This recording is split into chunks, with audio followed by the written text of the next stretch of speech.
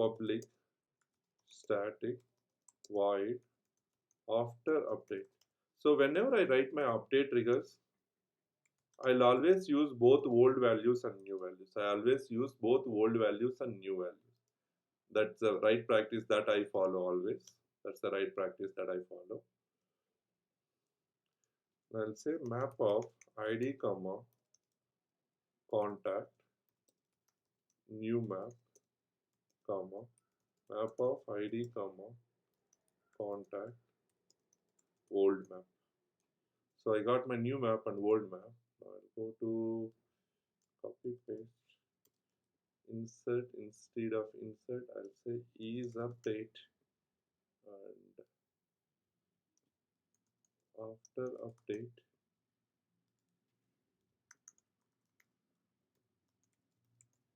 old map. That's all. You don't write much conditions in trigger. You will be writing only these blocks. That's it. One line of codes. So here I need to get set of account IDs. That's true. Account IDs equal to new set of ID. When I need to update my accounts, I need to update accounts only whenever there is a change in the old contact with a new contact. So I'll say contact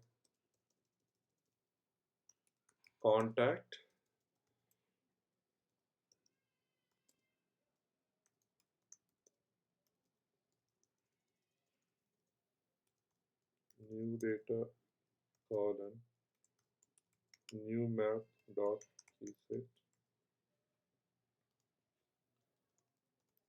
contact old data equal to old map dot get of new data dot id. Right, I got my contact, isn't it? If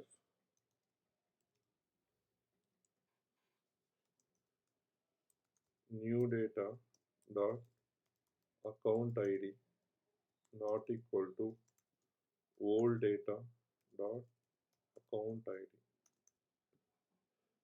old data dot account id, then what I need to do, I need to add saying that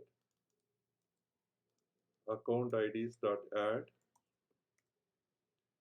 I need to add both new data and I also need to add my old data, and I also need to add my old data, right? Isn't it? I need to add my account data and new data. When I need to add this,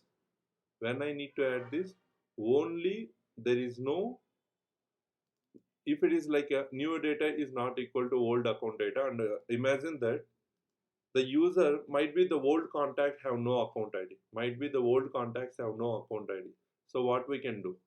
Old data is null. You don't want to add null condition to a set operator. You don't want to add null conditions to a set operator. What we can do, we can reinsure saying that if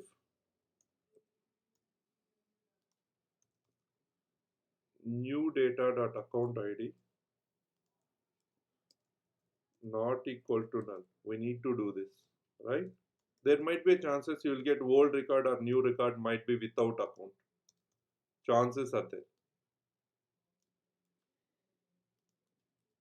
Not equal to null. So we got a condition saying that, hey, if both are not equal or it should be not null, then I'm adding. So what I can do then, the second block of code, you need to query your accounts, right? Before going accounts, account IDs dot size greater than 0.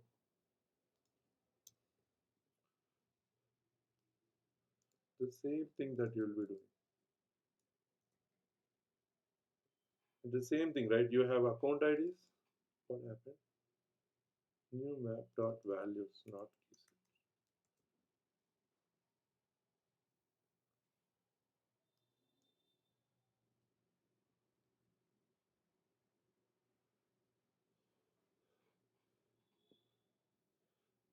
So now you can see the particular piece of code what happened?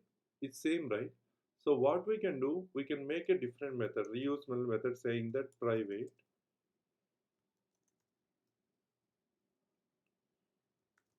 static void update accounts. Instead of doing this, I can do simply by choosing like this.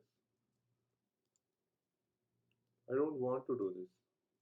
I can simply paste here the particular piece of code and I define my set of ID, account IDs. I will say, right now what happened? The code got reusability.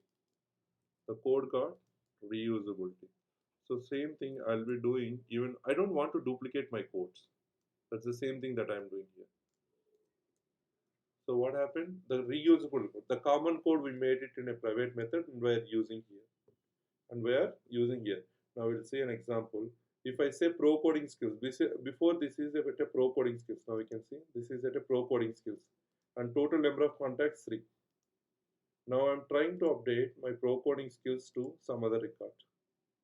Test Deepak. Save. Now I'll go to my test Deepak. I'll refresh my account. Here I need to get 2, not 3. Here I need to get some other record. How many contacts we have? 6 contacts. So here you need to get 6. Here you got 6 and here you should get 2 because we removed 1. Right?